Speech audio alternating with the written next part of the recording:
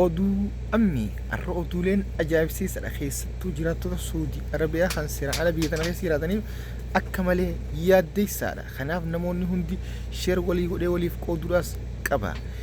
Torbaan kana keessa qaamni mootummaa jechuudha sakatta'insa godheen namoota 20 takkaa fi 600 ol erga to'ateem booda ergaa jechuudha jiraattota sodaachisa ariifachiisaa ammaas lammiilee Suudiitiif dhiyeesse. Namni kana booda namootan seeraan alaa yookaan hayyama hin qabne as keessa jiraatan qacaree yookaan hojjechiisee jechuudha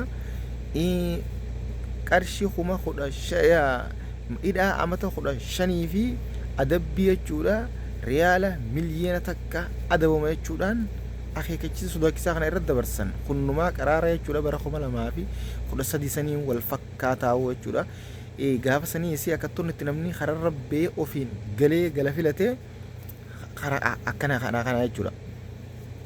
Namni hundi jechuudha hattaa warri mana kireessee akka nama gayyaasu godheeti gaafsa warri jirtan ni beeytanii warri wajjin as keessa jirrus ni beeytan silaa walquba qabdu walquban qabneesi akkasitti haala sanii namni daandii rabbee ofiin akka galuuf kanne jechuudha.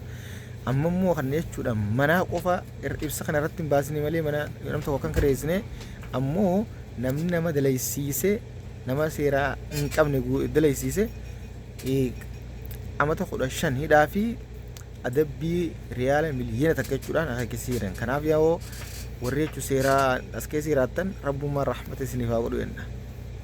Eeggannoo cimsaa kanatti aansuudhaan mootummaan Suudii galgala kana kamisa kana jiraattonni Suudii Arabiyaa hundi lammiilee Suudiitii fi kan jechuudha haaji nabiin hundi akka kamisa kana rooba kadhatan salaata al-istisqaa salaatuun waamicha dhiyeessuun ergaa dabarsan. Kanaanis rakkoon bishaanii waan mudatteef akka duraatti yeroo tanatti yeroo muusinaa kana roobni roobaa samiin amma immoo duwwaa fi waa takka malatti qilleensi jiramuu malee osoo roobni waan hin jirreef akka kadhannaa jabeessan akka kadhatan as waamicha godhaniif jiran. Kun ammoo bireedaadha. Biyyoota giddugala dhiyoo tanaa rakkoon roobaa kunii fi hongeen bishaaniitu waan mudattee fakkaata. Dhiyoo tanaas Iiraanuma jechuun torbee dabre keessa kadhannaa jabeessaa jechuudhaan lammiileen Iiraan guutuutti kadharra jirti roobni cituudhaan. Roobni yoo jiraanne kan lafarraa bahu bichaan gayaa miti sun furmaata hin qabu. Kanaaf biyyoota giddugalaa kana rakkoo roobaatu mudatee kadhannaan isaan hunda wal gahaa deemta fakkaatti. Namni gara rabbii deebi'uun tawbaa deebi'uun jechuudha.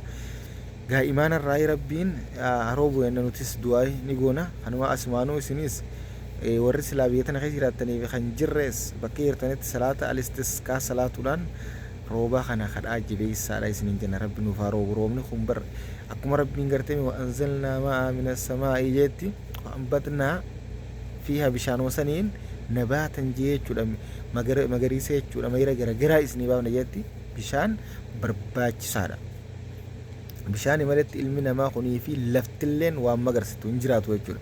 Kanaafi kana ergaa kana asuma fudhadha isiniin jenna. Kanatti aansuudhaan mee jiddumaan subscribe godhu qofan dagatinaadha. Mallattoo gurraata na tuqraa subscribe godhaa nutti dabala maamaatii keenya ta'a isiniin jenna haa galatuumadha. Chaayinaan guyyaa irraan mootummaan Chaayinaa Israa'eel akeekkachiifte.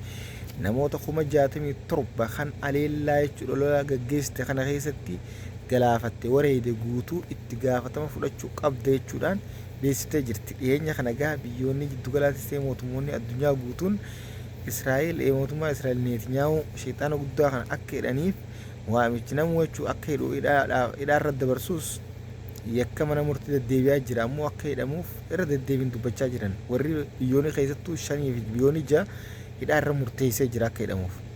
Kanaafi Chaayinaanis guyyaa irraan tana itti gaafatama guutuu fudhachuu qabda jechuudhaan itti gaafate akka jechuudha itti gaafatama guutuu fudhatu gootee jirti. Yaani gaafattee jirti.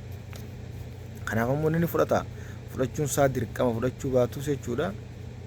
Fuuldurri isaa azaaba gurguddaa jira maa jettaan akkasii garuu mootummoonni addunyaa warra waliigalaan fudhachiisuu ni danda'a. Kanatti aansuudhaan mee jidduun subscribe godhaa qofa isiniin jenna. Subscribe godhuu qofa hin dagatinaadha. Indiyaa keessatti galgala irraan tana ibiddi tokko dho'ee jira. Kanaanis konkolaataa qabachuudhaan namoota galaafachaa jira yaan rabbi haadhaamsu addunyaan tun gara hundaan hedduu nama sodaachisaa jirti. Dhugatti qiyaamaan jaan sun dhiyaatte waan jiru nama dhufa. Kanaaf nagaan waa godhu. Kanatti aansuudhaan ammoo Itiyoonni guyyoota 90 qofa yookaan ji'a 3 keessatti diroonii 300 ol oomishuu beeksiftee jirti. Kanaanis loluuf osoo hin taane nuti jechuun lola xiqqeessuu fi akka lola dhaamsuuf jechuudhaanis dooktarri kabajaa dooktar Abiyyiin dubbateeti jira. Haa ta'u garuu qaama shoror keessaa farra shororkummaa immoo irratti immoo tarkaanfiin akka fudhatamuu beekamaa ta'us ibsanii jiran. Hundaafuu biyyi takka humnaan jabaachuu waan gaariidha. Teknooloojii keessattuu jechuudha amma Itiyoodhaas teknooloojiidhaan sadarkaa qabachaa jirti fakkaatti. Ammaaf garuu fuuldura kanatti jechuudha akka artificial intelligence illee barsiisuuf yaan waamicha jechuudha gara miidiyaa kanaan dhaabbata tokko banuudhaan dhiyeessaa jiran. Kun ammoo kutaallee barnoota hin laallatu. Kutaa 5 irraa hanga yuunivarsiitii bahinsatti illee kan barachuu danda'an jechuudha seeraa jiranii. Kanaaf barnoota ammas barnoota kana ta'uu qaba. Hayyoon Oromootaa sanii gabbisa nukuleeraatiif hedduu barnoonni intelligensii nama fayyada waan ta'eef uummanni keenya asumaan jechuudha akka rogoo hundaan baratu waamicha dhiyeessinaaf namni baratee baay'ee gaariidha. Kanaati guyyaa 90 keessatti jechuudha diroonii 300 ol oomishuumoo beeksisaniiti jiran. Kanatti aansuudhaan ammas Affaar jechuudha hiriira guddaa guyyaa irraantanaatiif illee balaaleffatu waggeessaa oolte. Kanaanis gadheenya kana lola isaan eegalaniin ammaas Itiyoonis mootummaa federaalaatis haleellaa fudhatus garuu hiriira isaan TPLF balaaleffatu waggeessaa oolan guyyaa irraantanaa akkuma suuraa agartan kana. Kanaanis jechuudha ati biyyoonni biyyi teenyaas dhiyeenya kana hedduu keessoon isii nageenyi isii boraa jira. Nageenyi gabaa hundi dursa rabbi nagaa haa buusu yennaa du'aa itti jabaadhaadha. Hundi keessanuu du'aa godhuun ammoo baay'ee gaariidha. Nagee harkachuu waa hunda dursaa qabeenyaa fi kan hundaa fayyee hunda dura nagee dursa. Nama nagee qabuutu waa hunda horachuu danda'e. Akkuma hayyuun keenya ishee Jamaal jeetti akkasitti du'aa jabaadhaadha isiniin jenna. Rabbi nagee haa buusu. Obboleeyyan keenyaas waliif haa galchuu. Ummata keenyaas rabbi walii haa galchuu. Akkuma dooktarri keenya jechuudha hayyuun keenya qabsaawwan sabaa jechuudha raayyaa baamichaa dubbatetti nuti rakkoo siyaasaatiin yaanii siyaasaadhaan bilchaatudha uummanni keenya. Ammoo wal dhabdee qabna jee wal dhabdee san rabbi nu gidduu hiikee walitti nu waa tokkomsu akkanaa miti. Mee jiddumaan subscribe godha ammasis gaa oduu itti fufte oduuleen hedduutu jira waan ta'eef share godhuudhaan subscribe godhuudhaan jabaadha. Ammoo jechuudha suudiin akka jechuudha irraan tana jechuudha ibsisoo keessa sanbaafte irratti lammiileen torbaan kana keessa 20 takka dhibbijaa ol guuran kan seeraan ala biyya tana keessa seenan warreen qaban keessaa Yemanii fi lammiilee teenya ta'uu ibsaniiti jiran. Kanaaf gaa jiraattotaaf umaatiif garuu haalli jiru osuma jiru ammoo warra lammiilee biyya tanaa akeekkachiisa akkasii irra dabarsuun suni akka namni nama dalaguu nama qaccaranne godhuudha. Kun ammoo suudiin ni beekan akka isin itti mootummaa sodaattu waan ta'eef kana cufuun dhugatti hedduu warra Yaman qabneef rakkisaadha. Subhaanallah rabbi nagaa nu godhu uummata keenya hunda rabbi nagaa godhu warra Yaman qabneef rabbi rahmataa godhu jenna. Kanaaf namoonni jechuudha carraa hayyama baafachuutti hiree qabdan itti fayyadamaadha isiniin jenna galatoomaadha.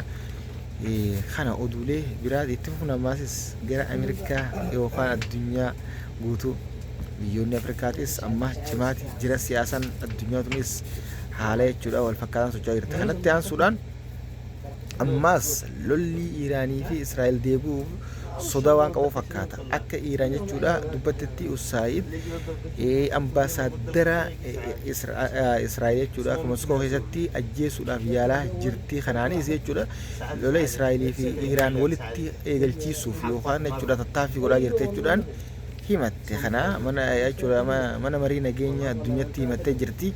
Ammoo tattaaffiin akka biyyoota kana lamaan walitti deebisuuf carraaqqii waan godhamaa jiru fakkaata. Kanaanis rabbi nagaa haa godhu. Kana kun cuunfaa oduu guyyaa irraan tanaati. Oduu warraa qaban haa fakkaata. Kan biraatiin angolo deemtu shorguudhaan facaasaa akkasiin odeessu oduu ammeeti. Assalamu alaikum warahmatullahi wabarakatuh. Subscribe godhaa maatii keenya ta'an nutti dabalamaa yaada qabdan koomentii nu dhiyeessaa. Oduulee guyyaa argachuudhaaf gara feesbuukaatiin oduu ammee gara tiktookiin oduu ammee gara yuutuubiinis oduu ammee jechuudhaan argattan oduu qabatamaa ta'an dhugaa qofa jechuudhaan isin biraan geenyu nuti akkasitti inshaallah nagaan tura.